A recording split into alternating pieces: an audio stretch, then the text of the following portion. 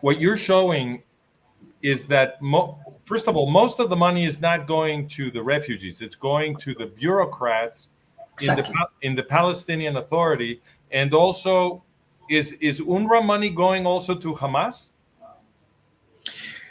Yeah, some of it definitely is going to Hamas. Okay, so that means that UNRWA money is mostly going to the terrorists, because the Palestinian Authority is a terrorist organization, and in fact, as you're going to mention a little bit later, I know they're paying salaries of Jew killers, right? So they're definitely a terrorist organization, and Hamas, of course, is a terrorist organization. So most of the money is going to terrorists, thereby incentivizing terrorism. And also, you pointed out that they're making more money than government employees almost anywhere else, it seems to me, or anywhere else. So what this flow of money is doing is it's convincing terrorists that terrorism pays. That's what this money is doing. Exactly. I mean, and it's obviously benefiting a political elite and bureaucracy mainly. And that's why all the system is designed this way.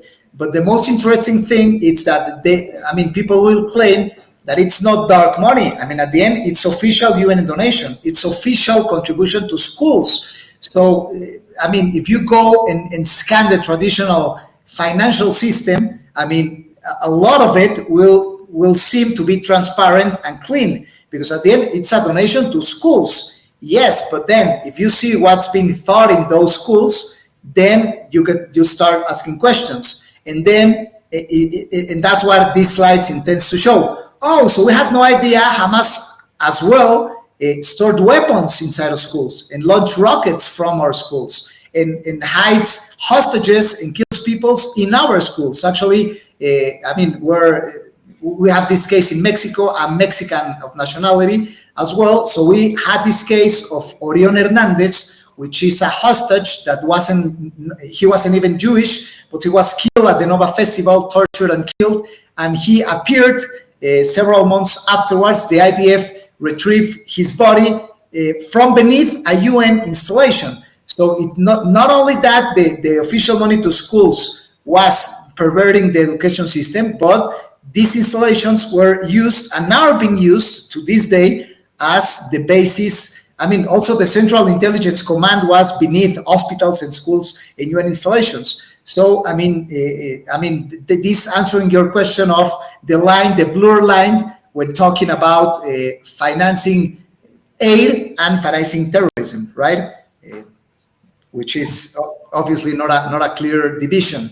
And here we have some facts about the leader of Hamas being a professor. The leader of Hamas in Lebanon, it turned out to be a professor in UNRWA. This is some of the very public cases, because the Israel army has hundreds of people suspected or proven to have participated and kidnapped people and in the killings. But this is the most. Which army? Sorry? Which army?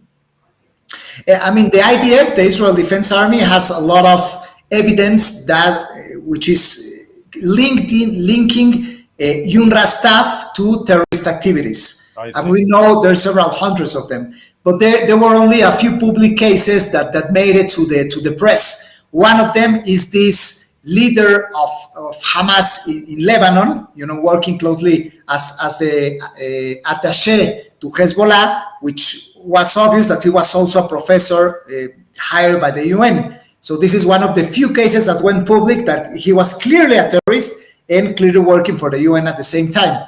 There's lots of them, hundreds of them, but only a few of them became public. And UNRWA, their speech always was, we had no idea we had some employees that were terrorists. We have no idea that we had tunnels beneath our headquarters. We had no idea that we had weapons beneath our schools and rockets. We had no idea that some hostages were in our installations.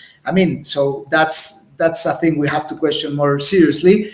And this is also, some of the footage, we have plenty of it available in different IDF sites of the UN actually working with terrorists. In which sense that, in the sense that the UN installations usually are protected, because the Israel army doesn't go into, into the headquarters of the claimed UN installations. So, there has been clear footage showing vehicles of the UN transporting Hamas terrorists or arms. And more than that, some of the terrorists also get some vehicles and they put some UN stickers or UN of other international organizations as this World Kitchen Aid organization. So they also put some insignias to cheat the international press. And as they know that Israel won't attack UN compounds, then they collaborate to transport delicate things as arms or other stuff. So that's also have been documented.